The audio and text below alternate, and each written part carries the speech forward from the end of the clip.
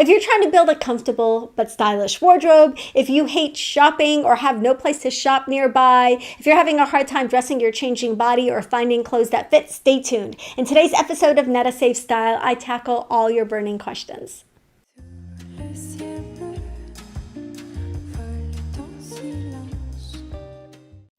Hello, this is Netta. Welcome to my channel. If you're new here, my whole goal for this channel is to help you build a wardrobe and a style that you love so that you look beautiful and feel confident every single day. So I am so excited today to be answering some of your questions. I have been flooded with questions the last few weeks, and honestly just makes me so happy to hear from you and to find out what your style challenges and style conundrums are and to be able to address them in videos. I try to get back to each of you personally. Sometimes it will take me a couple of weeks. It's just me. I don't have a team answering the questions. I will always answer the questions personally myself. So if you've sent me a question, definitely, or if you want to send me a question, you can send it to support@nettamanley.com. Definitely give me a few days and I will definitely get back to you. But I wanted to share some of the questions here that I felt would be helpful to the majority of my audience so that you could actually benefit from hearing the same questions and the same concerns that maybe you also have answered in today's video.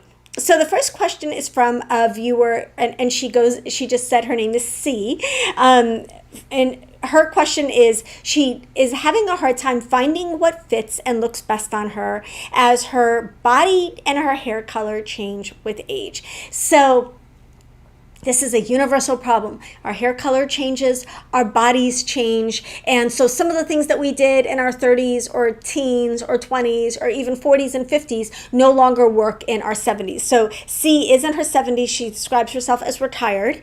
And so one of the things I wanted to say is that you need to let go of what used to work for you and discover what works for you now. And the best way to do that is to take daily pictures. Now, if you've watched I probably say this every other video, but if you haven't heard this before, if you're new here, welcome. And one of my mantras, one of the things that I strongly encourage each of you to do is to take a daily picture. It doesn't have to be shown to anybody else. You don't have to share it in the Facebook group if you don't want to, although we love it if you do. The reason you take a daily picture is because it gives you an accurate and more objective perspective on what you actually look like in your clothes. A lot of times we either, take a cursory glance in the mirror before we head out the door and then don't look at ourselves again during the day, or we picture ourselves looking a certain way and we don't really have an accurate idea of what our clothes look like on us, how they fit, how the colors we're wearing flatter us, all of those details. And so what's really important is to take a picture of what you're wearing every single day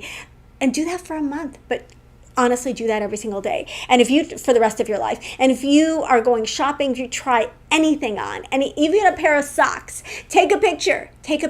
You're not going to be able to remember what that item looks like later if you go back and you're home and you're considering it and you're like, oh, remember that dress I tried on? No, you're not going to remember the dress you tried on because none of us accurately remember something that we've tried on or something that we've worn.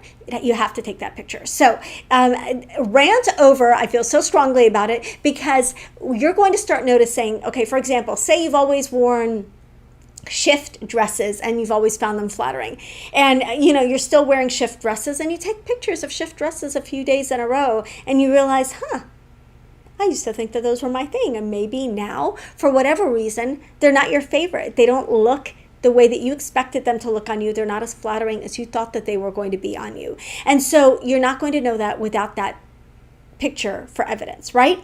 So your bodies are going to change and your coloring is going to change. One of the things that often happens is that our coloring can soften and can cool as we get older. So maybe some of the more saturated colors or the more bright colors that you were wearing might not work for you as well as they used to. Or maybe some of the warmer or muddier colors you were wearing might not work as well on you as they used to. And really having pictures in different colors and then making sure that you're getting a good shot of your face. So for example, if you're wearing a color close to your face, you want a picture of what that color looks like next to your face, because you're going to compare it to pictures with other colors. And you're really going to start looking at the colors that you're going to be leaning toward, the direction that you're going to be headed in with colors in your wardrobe.